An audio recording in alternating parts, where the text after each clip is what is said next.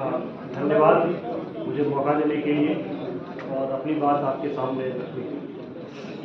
सबसे पहले तो मैं एक संशोधन करना चाहूँगा। प्रोफेसर बनने का इरादा रखता था, मैं किसी जमाने में प्रोफेसर था। होता क्या है कि हम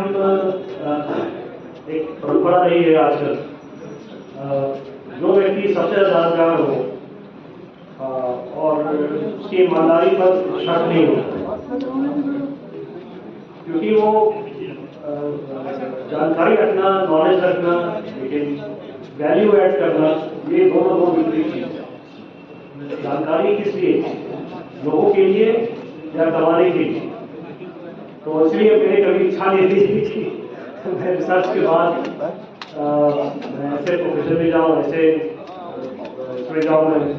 कि जहाँ पर मुझे फिर और आगे जानकारी ले करके फिर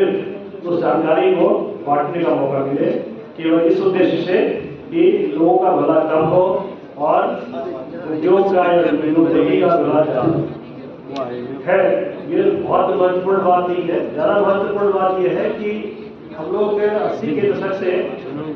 जन विज्ञान आंदोलन के साथ जुड़े हुए हैं, तो वही भावना है और वही सोच है हमारे जहन में। और आज के दौर में विशेषकर जलवायु संकट का जब से प्रश्न खड़ा हुआ है और जब से किसान भाई उत्पीड़न से,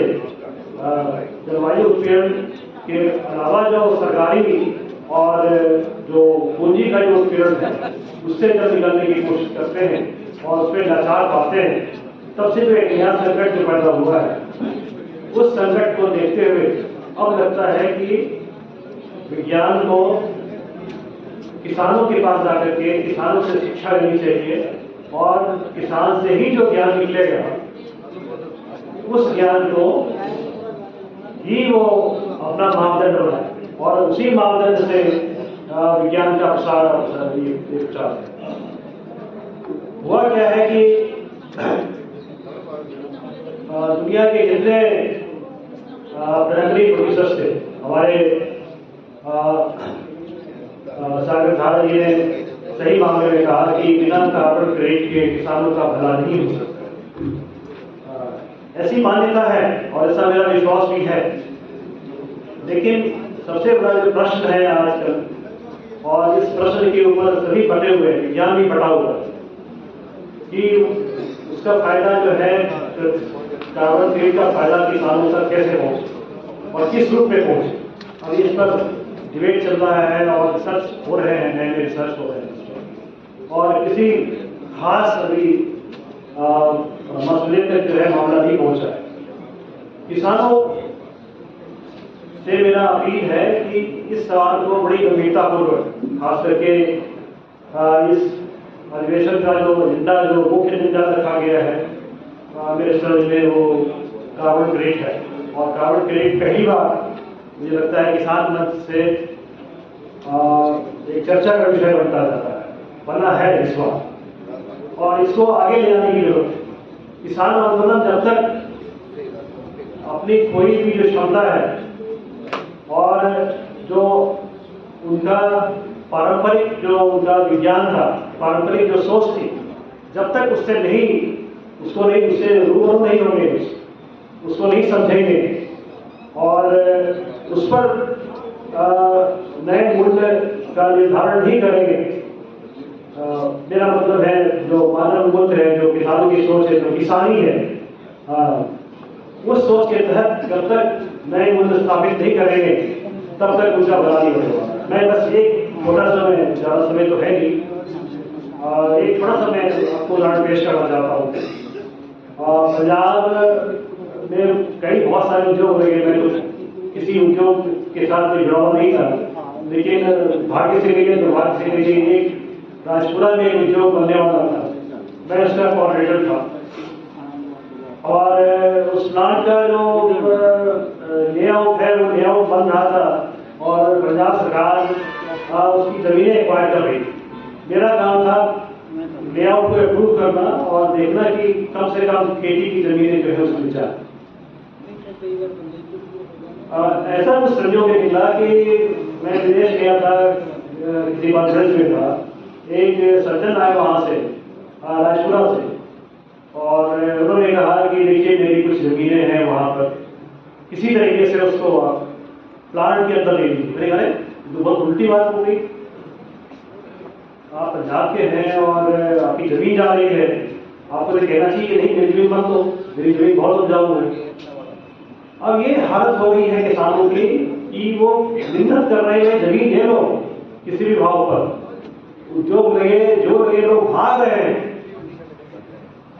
और उनको लगता है कि आगे भविष्य नहीं है। ये मैं बात कह रहा हूं आपसे, ये 20 साल पुरानी बात है।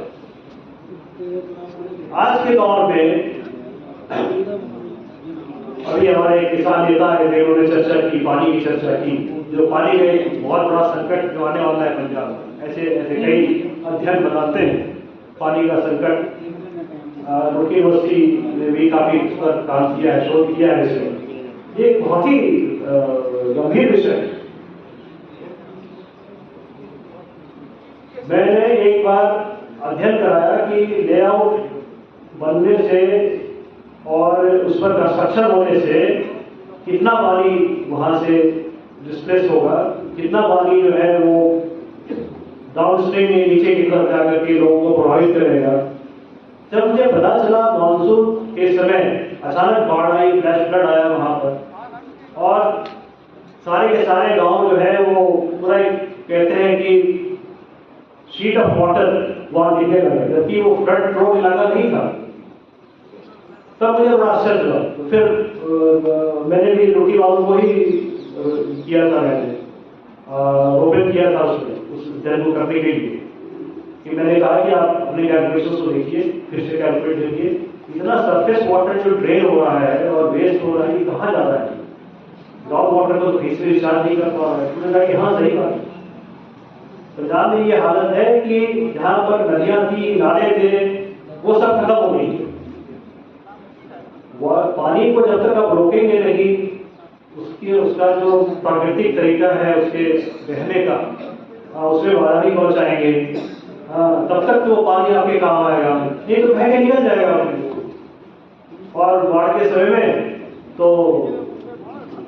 खेतों को खराब करेगा या घर डूब जाएंगे उससे, और वो पानी किसी काम का नहीं। तो इस सवाल पर भी गंभीरतापूर्वक सोचना पड़ेगा कि आज जलवायु संकट में अचानक बारिश हो जाती है, अचानक फ्लड हो जाता है, और सरकार की नीतियां हैं उन नीतियों में कहीं से भी पानी के संरक्षण के ऊपर कहीं से भी नहीं सोचा गया है गंभीरतापूर्वक। खास करके पंजाब के इलाकों में जहाँ पर पानी का दोहन जो है, पानी का ग्राउंड वाटर एक्सट्रैक्शन जो है बहुत तेजी से हो रहा है, पानी ग्राउंड वाटर खत्म हो रहा है, तो इस पर कभी सोचा ही नहीं किया है। आज के जमाने में लोग कहते हैं कि किसानी खत्म हो गई है, ये आज के जमाने में नहीं, तो ये समझ लीजिए 50 साल से इस पर चर्चा हो रही है। और ग्रीन रेवोल्यूशन के बाद तो लोगों ने मान लिया है कि अब किसानी रहेगी, खत्म हो गई, और इसके पीछे सरकारी नीतियां जो है वो जवाब दे मूल रूप से। अब वक्त आ गया है कि जलवायु संकट के साथ अपना तारतम्य बिठाने के लिए और जलवायु संकट का जो प्रकोप है